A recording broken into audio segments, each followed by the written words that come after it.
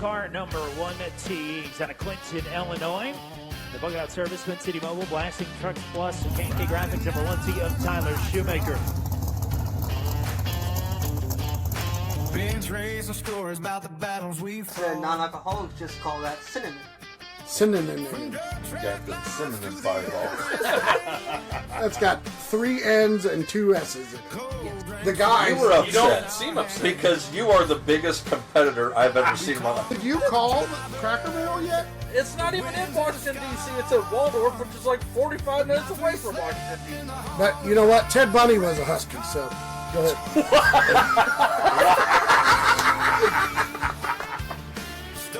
Welcome to the Ice Cold Memories Show. Here are your hosts. What's up, boys? He has. No. Colby didn't. He was 30 minutes late to our session. Yeah. That girl Sounds about right. and you know another nigga couldn't handle it. So you say to that thing like, ooh, that was not the song I was trying to go. But and cruise to the grooves like an acrobat. Now just her bench, she'd like to pop. We roll it down. He had dumb flat. Let him move your butt. I think I'll say it again. Where's Beamer? He's gone. I'm right here. I'm right here. That was not the song. I'm back. Pretty good. I was trying to see if y'all would think I was. Yeah. Anyways, happy Easter, everyone. Welcome to the Ice Cold Memory Show. He is risen. Very important piece. Yes, sir. Yeah, we're pretty excited. Hopefully you're enjoying your time with your family. I know this will come out on about 7 o'clock tonight. We're recording. It's about 10 o'clock this morning. I went to church this morning. Pretty good service. Not very many people there. I know y'all didn't go, but I know y'all thank Jesus. Thank you, Jesus, for this wonderful podcast that we have.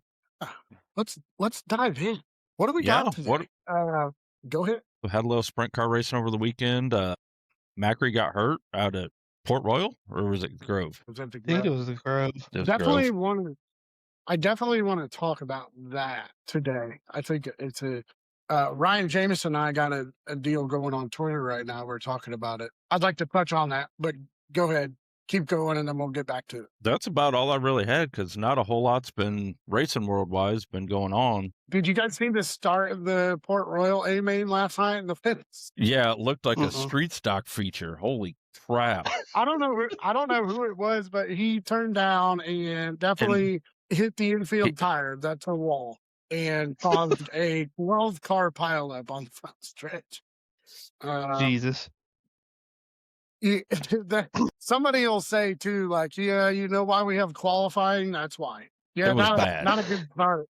Not a good start over there in Port Royal, but I love that racetrack. Would be so much fun to run on. I think, in all reality, something about Port Royal I will say. There's some lure to.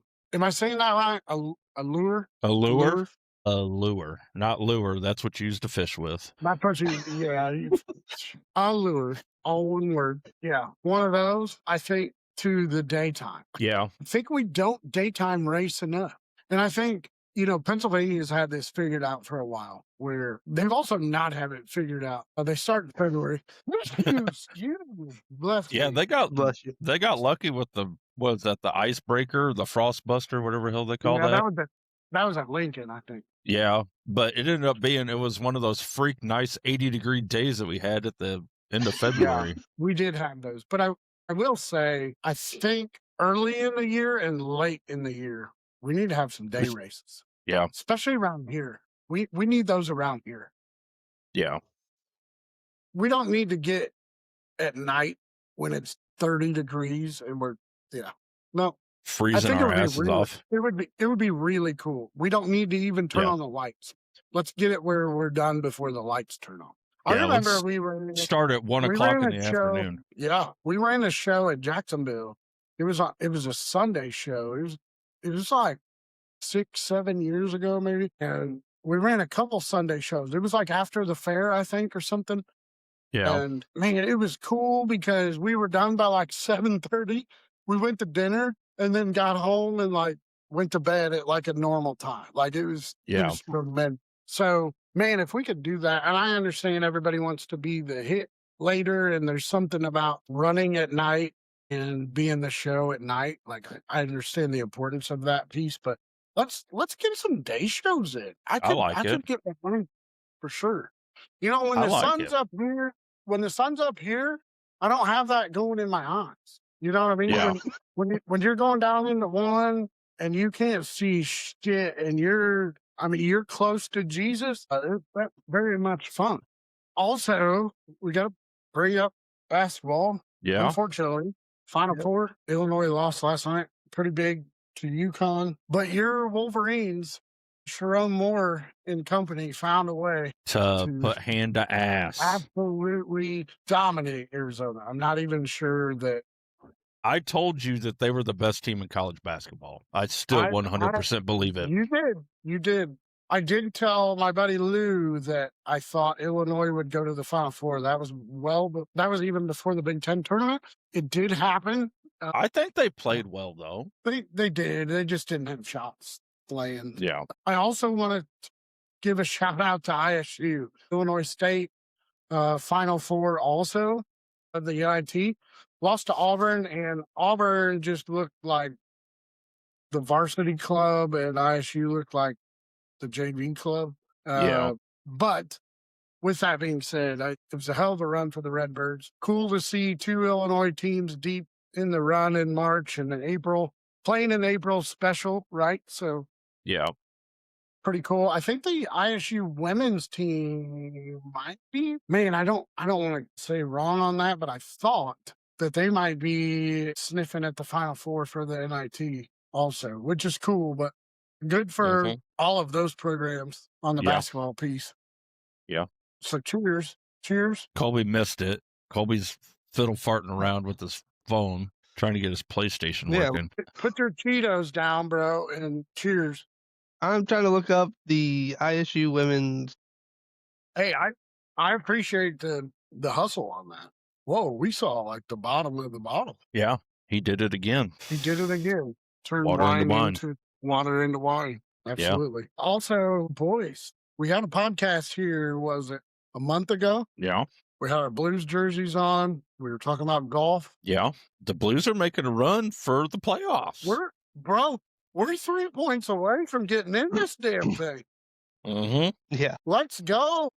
Dude, I'll be honest with you. Like, it would be wild if we could make a cup run. Yeah. Probably not. Our livers won't survive. But I will say, it would definitely be more impressive than it was in 2019. Because we were so far behind. Well, but we were far behind sooner. In 19, we were the worst team in hockey at the New Year turn break. Of the year. Yeah. We were the worst team in hockey in August. Well, no, wait, this time. I agree. But we were. Listen, I'm saying that they went from worst in the league to best, almost best in the league from January to April.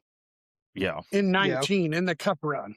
Now we're going from worst in the league to possibly best in the league between March and April. We're definitely not the best in the league by any means, but I'm saying this was after the Olympic break. Yeah. So I was watching a game not too long ago, like this week, and I saw since the Olympic break, we are the second best team in the league. I think it might have been when they played Shark. Buffalo, because they were 11-2, right? Yeah. But I think it happened at the trade deadline. No, that's since the Olympic break. Yeah.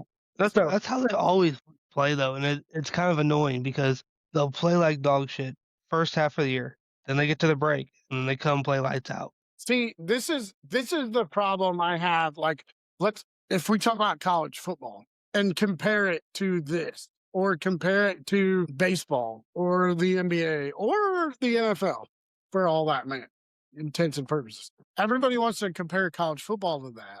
The problem is 70% of the teams make the playoffs, right? So you get a participation trophy all the way up until it. In all reality, the Blues should not be in the playoffs. The Blues should not have a chance to win the Stanley Cup. Should not, right? I guess that's my piece with college football. That's one thing I hate about the playoffs in baseball, hockey, and basketball. Like that's what I hate about it, because in all reality, think of the two teams that the Cardinals had to win the World Series. They weren't very good. They squeaked in, made the wild card one year, and was second, I think, in the standings the second time. Like, I don't know. Like, it's a cool story. It's a cool Cinderella piece. Yeah. You don't have the best teams winning. You just have the best teams from the last month on. That's what you have that win. Right now, if you can take a dominant team and also win, then it's super special. You know, like if you can dominate through the year and then find your way to hold off the teams that did it the last month, that's pretty awesome. But I kind of hate, and listen, the Blues are a perfect example. Now, I will say their cup run, 19, they did go from zero to hero. Right? Yeah. Before the end of the season, we were the best team in hockey. So going into the playoffs, they were the best team, not the worst team to make the playoffs. So I can't say that the Blues got on a lucky run, you know, like the Cardinals did here as of recent. I say as of recent in the past 20 years. By the way, look pretty good right now. Yeah. Baseball team looking good. We got some young kids on there. The St. Louis Battlehawks look good, right? What are they, 2-0? Yeah. Something like that. Did you see their attendance record for the home opener? Like 31,000? That was impressive as well. Pretty good. Some spring football. So, do we have, I think, Sawalich won the O'Reilly race yesterday? I have no clue. Justin finished third. I know the trucks ran Friday night, and then Arcade East. I can't get too many damn series to keep together, I guess. But does Cup run today, or there's? I think they're off. I would imagine they would be off. It was normally Cup was always off on Mother's Day weekend and Easter. Yeah. Mm-hmm. Holly Hinthorn, he used to tell me, like, he was so impressed with NASCAR about that. Like, they took off for Easter and Mother's Day. That was very important to him as a fan. Yeah. You know, and I could kind of get behind that. Yeah. For sure. Yeah. It's important days, right? So, yeah. So, no Cup race today. I don't know if there's much sports. I don't know where golf is right now. I didn't watch anything this week. I don't know if they're off or if they're playing. Speaking of golf, Tiger, if you are watching this podcast, stop drinking and driving. No, he didn't even drink. Didn't drink. He blew a 0-0, bud. He was on hydrocodone. Who's on the perk 30s? Some perk 30s? No, he was on the Vikings. That'll do it to you. But listen, Tiger, if you are watching this podcast, I understand that you don't want people to know where you're going, and it's very important that is secluded. If you need a driver, I can definitely do that for you, and I will turn off the location on my phone. No one will ever know where we're going. Ever. And you will be fine. Like, and listen, Tiger, also, if you're watching this and you don't want a driver, I can help you. We can do a 4-week program. It's going to cost you about $15,000, but we can do a program and I can teach you how to drive. I can also teach you how to make sure that you do the right things on the road to not get in trouble. So listen, Tiger, if you want my assistance, holler at my people. We'll get you straightened out. We'll get this thing set up. You don't have to worry about missing the Masters ever again. Is this where we cue the CBS Jim Nance? Salute to Tiger. And then, of course, at the end, the welcoming of a new champion in Scotty Scheffler.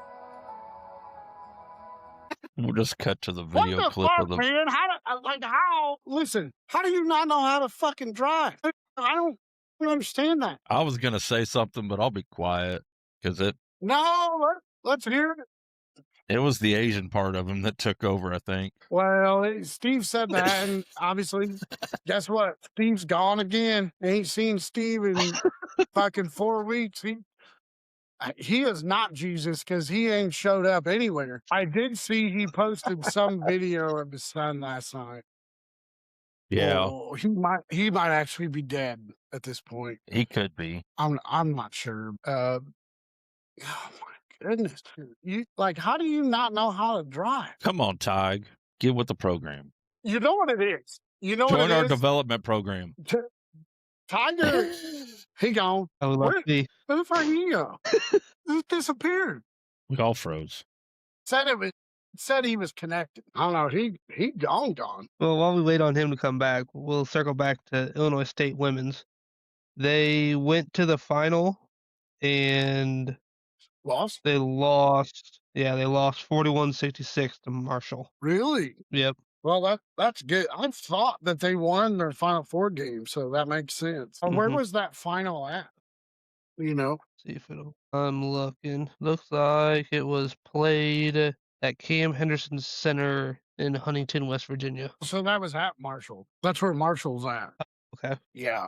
I didn't know. I mean, obviously the NIT. Oh my goodness, he's alive.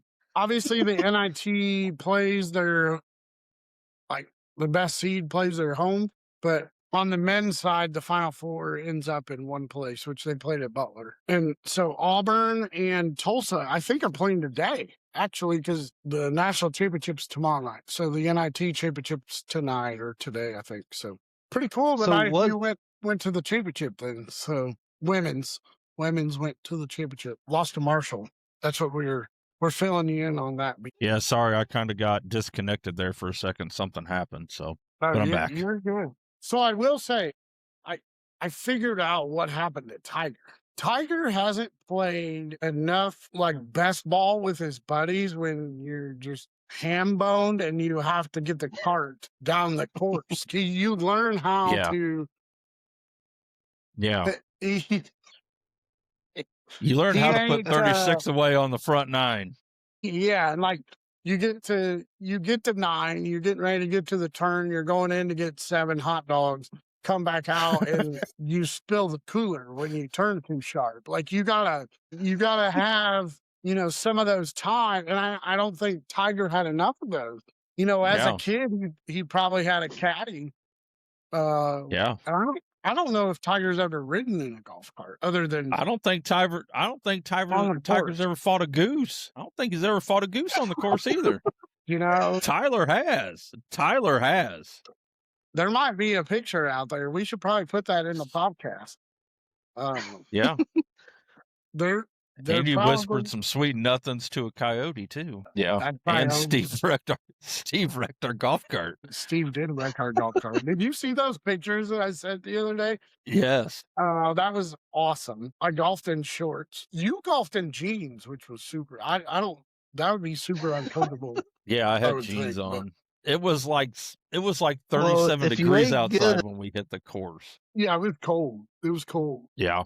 And we got free beer. No. You need the clubs because so I will say one thing we are going to do this year when we go to Burlington, we're either going to go early and play or we're going to stay the night and play in the morning after we go to the car wash. We'll have that discussion. Do they even have golf courses in Iowa? Yeah. There's 2 in Burlington. No, I think there's just 1 in Burlington. Regardless, there's 85 in Peoria, so we could stop back with the toter. We will be bringing our golf clubs to the racetrack 1,000% this year. And it's going to be awesome. I always wondered that, hey, what do we do if you're traveling in the toter and the hauler and you want to go golf? What? And so I think most people would answer hey, we got 4 more people with a truck. We will not have that. So we will absolutely be bringing the hauler straight up to the golf course. And yeah, we're gonna be golfing. I can't wait. I'm so excited. It'll be fun. All right. So I do want to bring back Macary's accident. Yes. So unfortunate. I don't know. Have you guys had a chance to see? Yeah. I did see the wreck. Kind of reminded me of when Kevin got hurt at Knoxville. just the way the car just landed. There's that bounce off the rear end when the car came down, I think. I mean, I guess Kevin's was way worse than that. That was No, basically it really wasn't though. Yeah, he went up and hit the catch fence and just slammed out. Like it might have been a million times worse than what Macri's was. Yeah, but it's the same principle. I mean, I'm guessing the driveline came up and blasted the seat. And it don't take much. So I don't think it's the drive line to the seat. I think it is okay. So this is what I was talking about with Jameson. So Johnny Wingo on Twitter brought it up and said, "Hey, are we going to talk about the guy who broke his back twice within a year that uses the bump stop system in the seat?" And it basically said, "I'm not saying that it's the bump stop seat problem. I don't know if it helped it or if it made a difference or if it made it worse." Like, no one knows that data, right? We look back at, after Earnhardt died and we brought in the Hans, we brought in, the head tether system. I will say this firsthand. I flipped in one of Dale's midgets at Morris, which is pavement. And if I did not have my Hans on, I don't know if I would be here. But the only reason I say that is because when it went over front, like it front flipped. And when it came down, like nose down, like it basically landed on the wheels coming down, my head snapped forward. Well, the steering wheel was way up. I don't know if you remember that. For some reason in that asphalt car, that steering gear, the steering wheel was really close, right? Which I like that. Like in the go-kart, I liked it right here. You look at the Cup cars and, you got the wheel like, I'd say probably like 6 inches away from you. Right. Yeah. The whole reason for that is because it doesn't wear you. You got all this right here versus, they always say, like, if you're driving down the road, you don't extend your arms. Then we have a funny joke on the way to Michigan about that. But regardless, but how you know Tyler's asleep. With that being said, I think the problem that we have in the midgets and the sprint cars is we are too straight up. Right. So one thing I will say is the back of the seat protects your spine against forward and back movements. Yeah. Mm-hmm. It does not protect your spine from down and up. Up and Because that's what you're doing. You're basically taking the spine and pulling it apart, or you're crunching it together. And there's nothing that stops that, right? So essentially, I said this on Twitter, like it's like putting a pencil in a press and pressing it down. Like that's essentially what's happened. Now, I will say, I do remember when we first introduced the Hans, a lot of guys got a Hans, but no one had full containment seat, right? And that's the only way that worked. Yes, if you are going to wear any head and neck restraint, you also must have a full containment seat. Because in all reality, sprint cars and midgets, we're flipping sideways like this, right? We're not flipping. I mean, really, the Hans and the head and neck was all about sudden stop forward, and we don't really have those in midgets and sprint cars. We have side to side, which is why it's important that we have, full containment. I think the biggest problem that we have is we're sitting in a chair. So essentially, if you've never sat in a sprint car or a midget, you take your kitchen or your kitchen chair or your dining room chair and you sit in it and you sit straight up. That's how, see, Colby, that's how you're driving a sprint car or a midget, right? And your back is straight up and down this way, right? You get in an Indy car, even a Cup car these days, all the sports cars, you are sit back in like you're in your recliner. Yeah. Well, not even, I wouldn't even say a recliner. I would say like the old lay down go-kart seats. That's essentially what you're in. Now you lay your back, and so we'll go this way. You lay your back like this rather than, in a sprint car, you're sitting like this, right?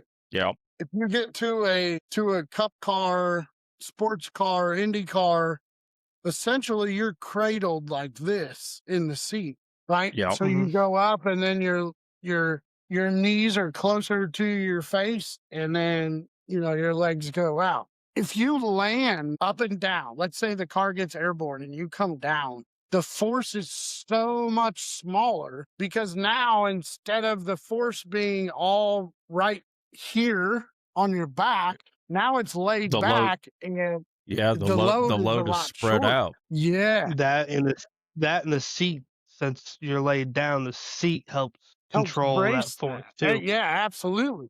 So now you don't have that movement. Here, when you're sitting straight up and down and it's like landing on a hard D, right? Like you're going to break all that. Yeah. And that's what we need to do. So in all reality, what that means is I think the cockpit has to be longer, right? Because we don't have any room. And I did this with my seat. I try to lay my seat back. Yeah. But the problem with that is you have these seat bars that are like, you can get them back an inch. It's not enough because you can't get enough angle. Now your ass or your knees are closer to the steering gear and you can't get in it. Right? Like, you can only get so much layback in that. Yeah. I try to get back as far as I can. I'll be honest with you, I have very bad posture, but that posture is what you need to be in a race car. I'm not saying you have to like cinch down and, do this, but you need to almost relax your back and be up here like this. Yeah. The only way we could do that is make the cockpit longer. Now, what's that do? It makes the drive line longer.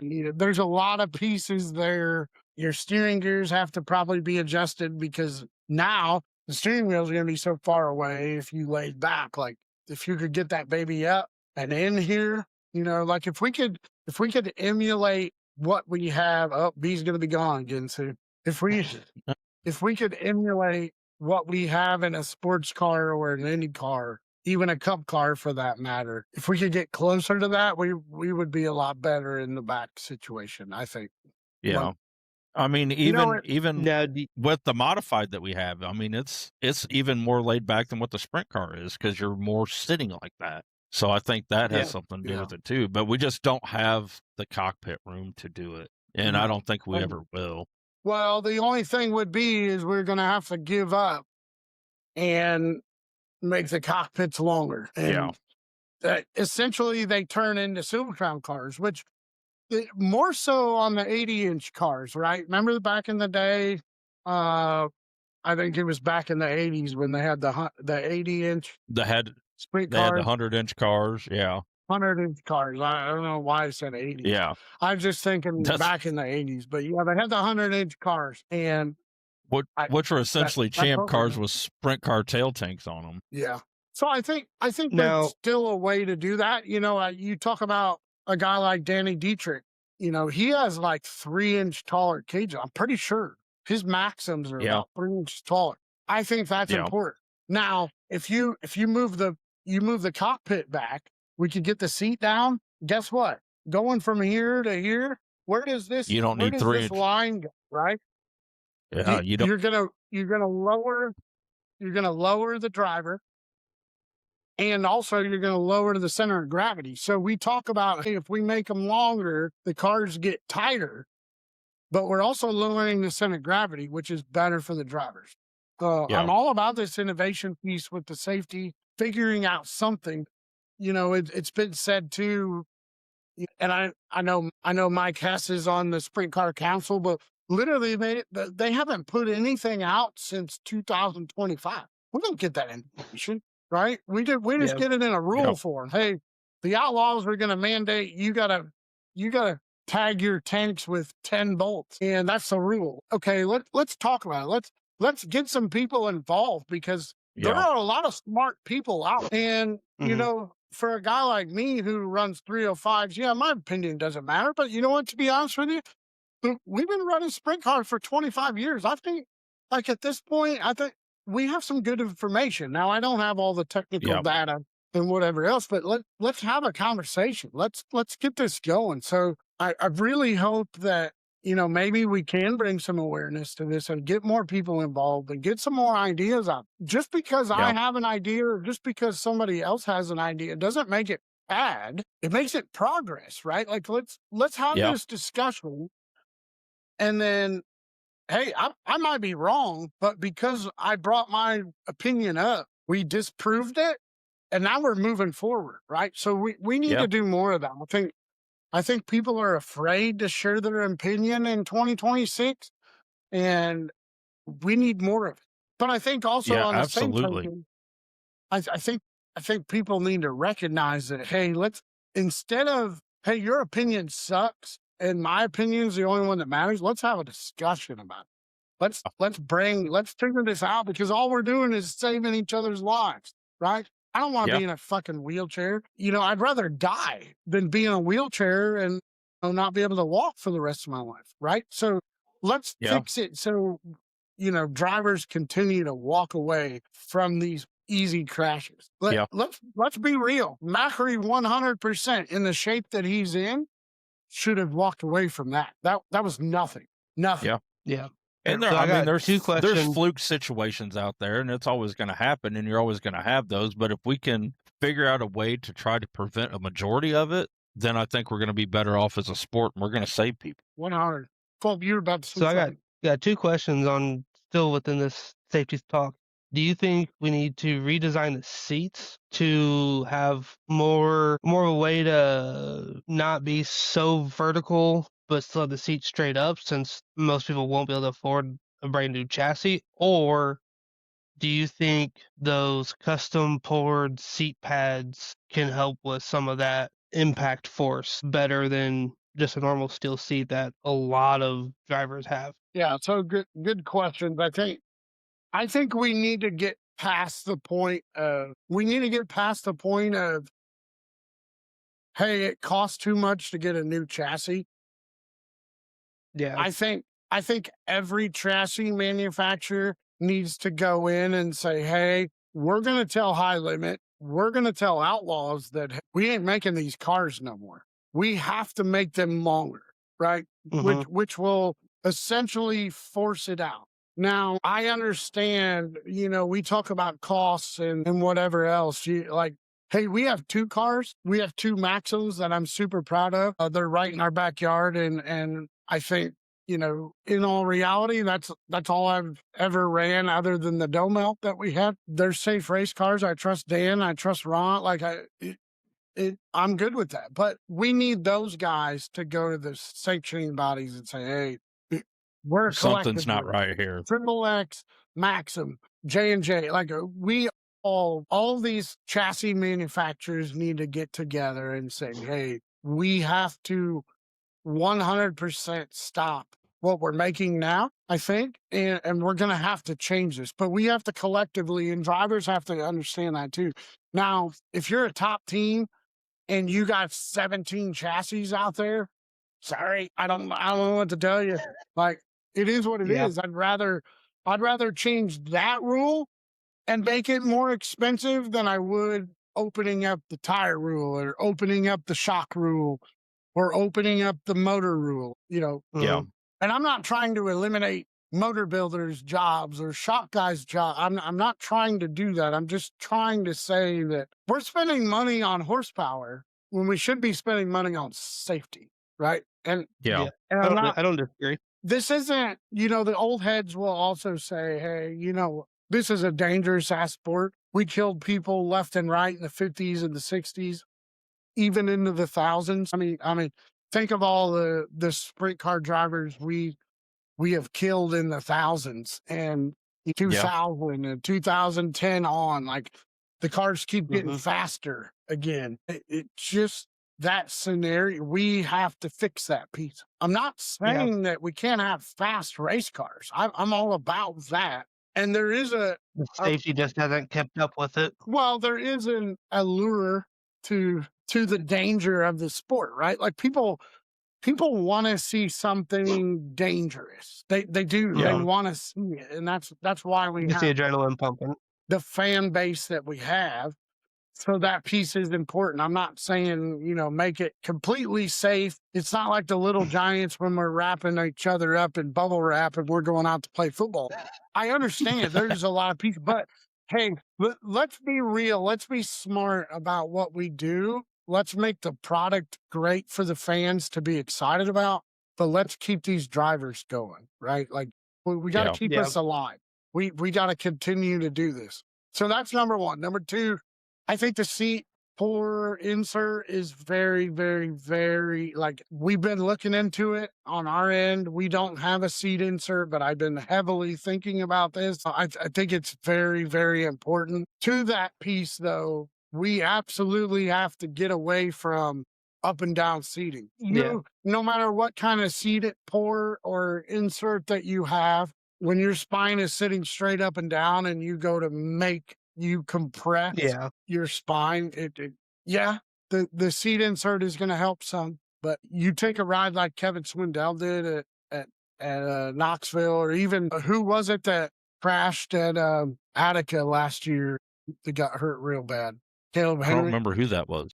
I don't remember who it was, but you have a crash like that, it's going to be hard. You know what I mean? Yeah. So, but whatever we can do, right? And so you read these rules in the series, and a lot of stuff isn't mandated, and I don't think people understand that. So it's highly recommended, or like read the rules on what that is, and the reason for that is basically so the series don't get sued. Like your safety as a driver, as a car owner, that's up to you, right?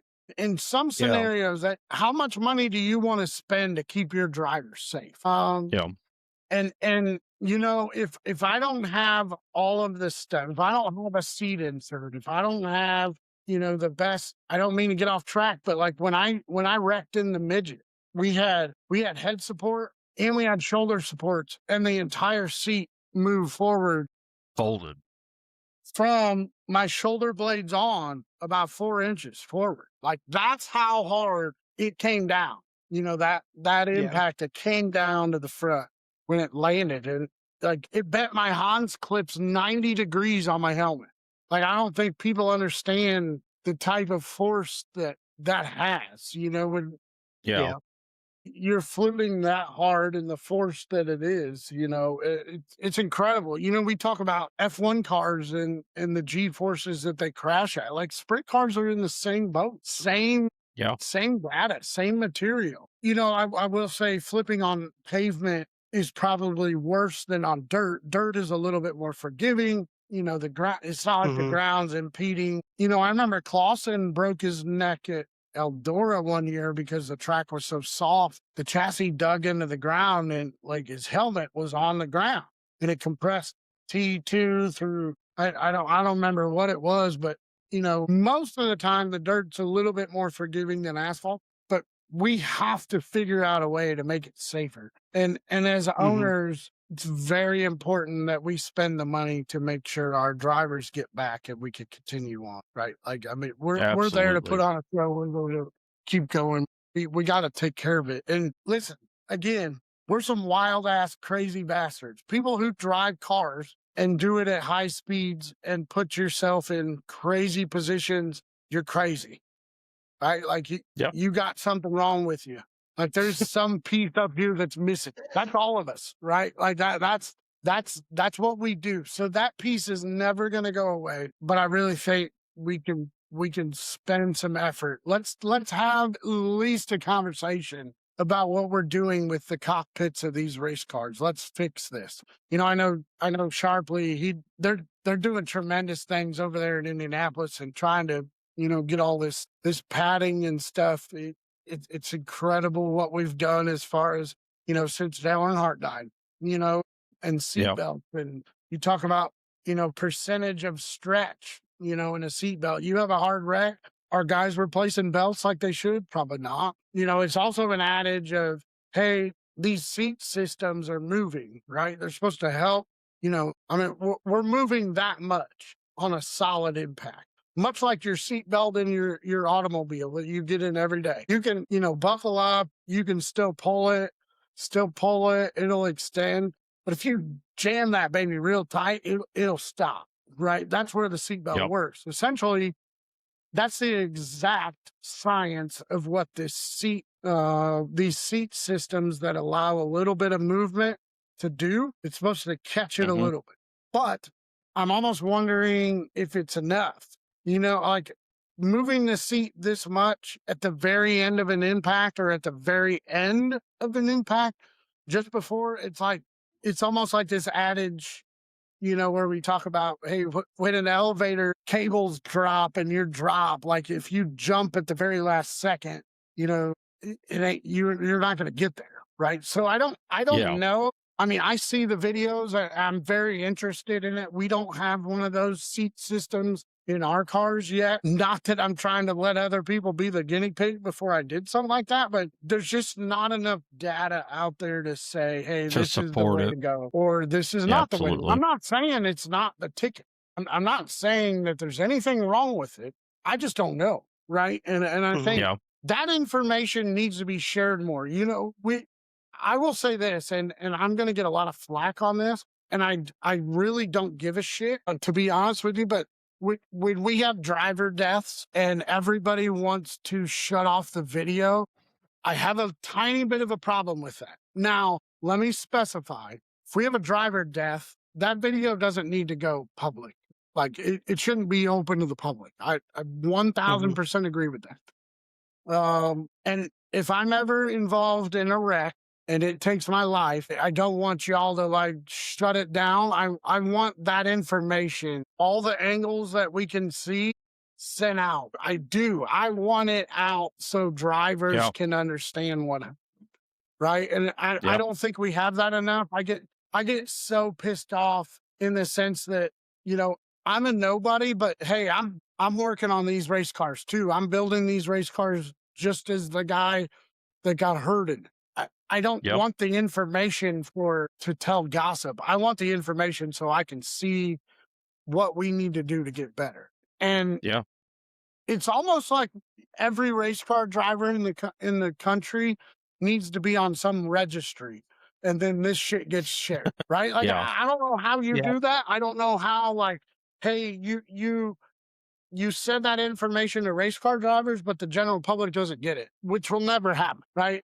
What I'm asking for is never going to happen. But I also will say that, hey, you as a race fan can have a very strong opinion about those videos being posted. And I agree with you on that level. That information needs to come. I mean, as morbid as it is, I have a lot of that data on my phone. I have crashes that have really hurt people bad, that have even killed people on my phone. That doesn't get distributed to anyone, right? But I need to see that information. I need to see that what's happening so I can make my race car safer. So hate me if you want, because I have that information, because I have that video. I'm not out publicly sharing that. I won't publicly share that with anybody other than other race car drivers to get better. And that information needs to be shared somewhere. I don't know. Like I said, I don't know if you have a registry and it gets distributed to everybody. I don't know what the right answer is on that, but I will say that data needs to be looked at. That data needs to be shown to race car drivers, not just the Sprint Car Council or the Stock Car Council or the Midget Council. Whatever it is, it needs to come to people that actually want to make the sport better. Yeah, 100% agree with that. And you're not looking at it from a morbid standpoint. You're looking at it from an informational standpoint to make everybody else safer after the fact, so you can see where the failure points were and see what's going on in real time, not as you're looking at it as Don Smith just passed away and I want to watch him die. Right. So I 100% agree with you on it. Well, and it's hard to watch that as a human being, right? I don't want to watch someone die. Yeah. But also, at the same time, hey, I'm strapping in something that I could die next week. And we've proven it don't matter if you're in a 305, in a Hornet, in a modified, in a late model, in a Champ Far, in a midget. It don't matter. It don't matter. You can die in anything. Yep. You can get hurt in anything. So that's the piece too where we're at, where I kicked my camera. Where we're in a spot that, hey, we really need to figure out how we can get this sport safer. If we don't make it safer, it's not going to be around, right? No. I'm not. And we're again, already struggling as it is. We're already struggling it as it is. We need more people involved. We need to keep this thing going. Keep it positive, right? We don't need to kill anybody on TV. We don't need to kill anybody on live streams. I'm here to avoid that, right? So maybe, Cole, obviously, B, you weren't on, but we talked to Jay last week, and I basically mentioned, hey, I probably got 3 or 4 more years in me. We all know that. We've had these discussions that, the next 3 to 4 years are going to be super important. We're really going to enjoy it because we're probably going to be done after that. I'm getting older. I'm 41 now, and my body just, it ain't going to be good at 45 or 46. But regardless, maybe this is where we end up. I talked about, hey, when I'm done, I'm selling all this shit. I'm getting a boat. I'm getting better golf clubs. Like, we're going to enjoy life. We're going to do it right. Maybe this is this piece, right? Maybe there's a future for, keeping the next generation safe. I want to see this sport continue on. There is, since we were little, B, and I know, we grew up together, right? Like, we were inseparable, and it was all about racing and obviously other sports too, but racing was our passion. This is where we're at. Maybe there is a piece down the road where this is how we stay involved in the sport. And I'm very interested in that because, quite frankly, this is one of the best sports out there. It's one of the purest forms of motorsport that there is. And I think it's very important that we continue to keep it growing and keep it going, right? I don't want to... I don't want to get lazy on the sense that if there was anything else I could have done to do better, to leave this sport in a better spot, I want to be a part of that. So, 100%. I think it's important that we keep it going. Yeah, we can try. Definitely try. We could try. Well, Easter Sunday. I think y'all having some ham today? What do we got cooking? Yeah, ham. Doing ham and taters. Ham and taters. That's what we got going. You do, right now. Yeah. I love ham. I wanted to smoke a ham. I've bought like smoked ham that was already smoked, and then we just cook it. I really wanted to smoke a ham. I still haven't ever done that. Just go ahead and do it. Just get you a ham and throw it in there. Yeah, well, we got a ham. I had a podcast I had to do set. So, no. We're gonna be eating ham at 11:15 tonight, babe. Absolutely. Well, I'm glad we got to do this show. I hope. Yeah. It's really an interesting piece. I think that as we move forward, we gotta protect our own, protect each other, right? Like, hey, we can't start a council and be on a council if we're not here. So I think we really, really, really need to spend some time at pushing efforts towards making this better, right? If we don't, and the next guy don't, nobody's going to do it. The sport's gone. Yeah. And then the sport's going to be gone. Unfortunately, I don't think we've had a whole lot of, we've had safety innovations for cars with like tethers and stuff like that here fairly recently, but I don't think we've had a whole lot of safety innovation for the actual drivers here as of late. No, you make a great point, Cole. Because like the Hans came out early 2000s, and that's kind of been it. I know there's been some regulations on like armor strengths and stuff like that, but like there hasn't been much else. Yeah. So I really wish you wouldn't have said armor strengths because I could go another half hour on that.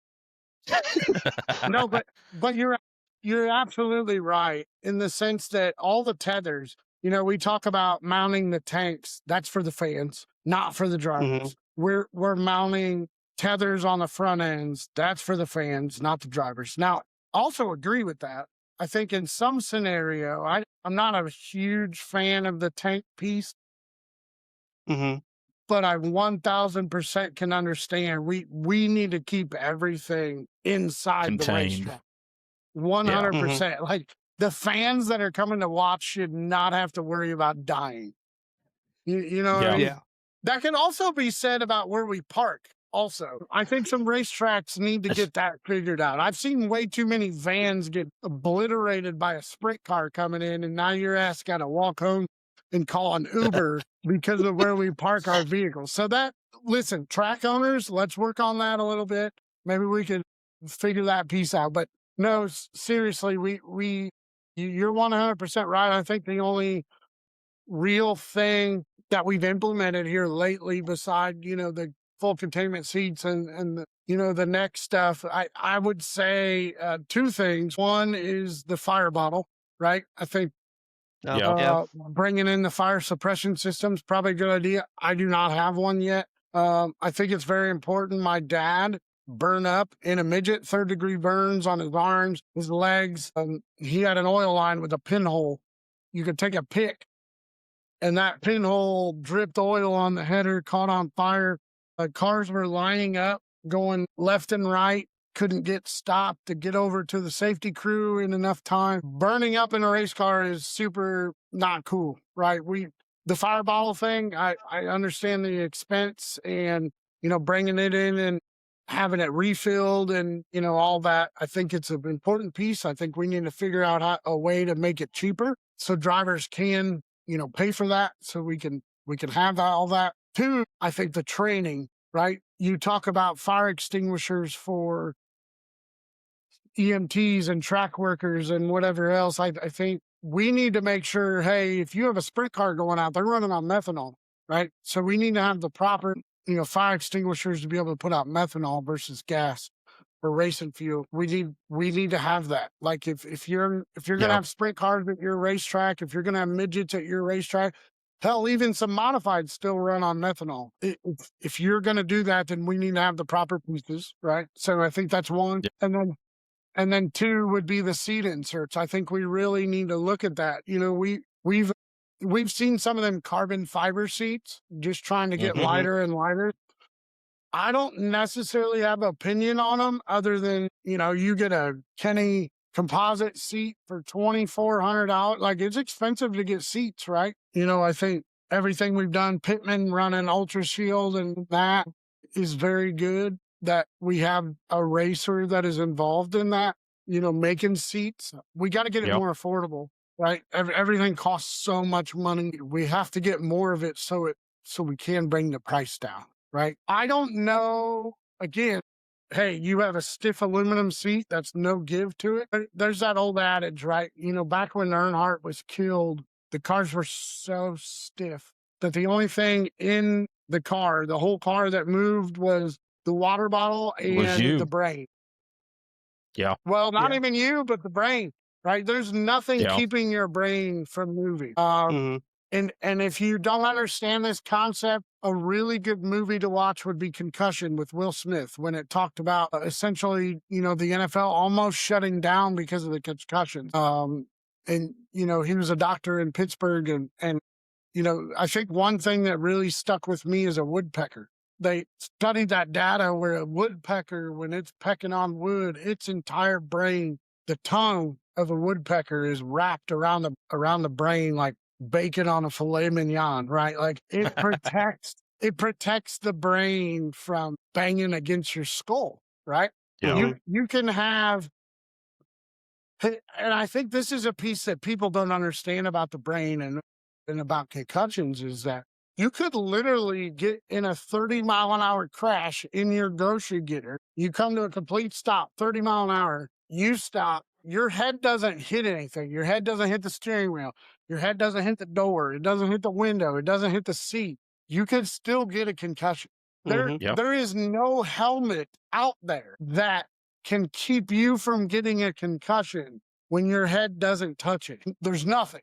So I think, people really, really need to understand that point, because it's very accurate. I mean, your brain moves no matter what, right? So if we can slow down the process, and that's part of the seat piece. I think there's two pieces to the seat. The adjustment ones that, move a slight bit on impact, right? I think one is to protect the spine on a drop, but then also the other piece is if you're going to fold up a race car and the only thing moving in that race car, like you got your seatbelts on, you're solid, you're not moving. The car crashes, it crumbles, whatever else. At some point, it's going to stop crunching. And then from that point on, the only thing moving in that race car is your brain. That's it. And we have to slow that process down. You're not going to do that with a helmet. You're not going to do that. The only way in all reality that you would do that is if you ran a halo with the same material that we use for a seat pour that could help absorb that blow, right? Like if you could slow your whole head moving like this, we can slow the brain movement down. But in all reality, it's going to be very hard to do that. It's going to be near I mean, you're going to be able to slow it down, but it's going to be near impossible to stop it just because of pure physics and the physiology of your body. Yeah, so you're never going to stop it. If we could slow it down, it'll make it better. But I think we got a that's shot. One thing that I talked about when Brian was killed, when Shane Neal had his terrible accident at Terre Haute, we 100% need to keep guys out of a race car if they have a concussion. Yeah. Josh Burton, perfect example. We go to Bloomington. Yeah. We flip in the heat race. Basically has a concussion, which means his brain is swelling, right? You got several centimeters before the skull of your head touches your brain, right? Well, as your brain bleeds internally, it expands, right? And it gets closer to touching your cranium. He made the show, went out in the A, and I think flipped again. And there's no more room for your brain to grow at that point, right? Should have been done for the night, should have been done for several weeks. And I know that's going to be a very hard conversation that race car drivers have, but, Alex Bowman is sitting that piece right now. Dale Earnhardt, when he had that concussion in the Corvette, did he have a concussion in the Corvette? I don't remember. And then, it pulled into the Cup car when he went to Hendrick. It's a tough piece, but we need to stop portraying guys to not be tough because it'll kill you. So you can be tough 100%. and go out there and do it, and then your ass will be dead. So how tough do we want to be? I don't know. I mean, a concussion retired Kurt Busch. Yeah. It's retired a lot of people, and, I think CTE is a real piece. I think, I hate to say it, but for as many concussions that I've had in my life, I think I've experienced some of those issues. And, at some point down the road, it doesn't affect me necessarily very much right now. I mean, every once in a while, I have some of those symptoms, but the more that you get, the more that you don't allow your brain to heal. It's going to be a tough road. Yeah. It's going to be a tough road. So we love what we do. It's one of the greatest sports out there. We got to protect our guys. We got to keep this sport around because if we don't protect our people, it ain't going to be here. So good talk, appreciate boys. It, convo this morning, with boys. Let's go out and enjoy our Easter. Enjoy your ham. Enjoy your family and enjoy this show. This show is one of the best podcasts ever made. Oh, man. Let's send them out. Y'all have a wonderful Easter. See ya. Later. Everybody get right.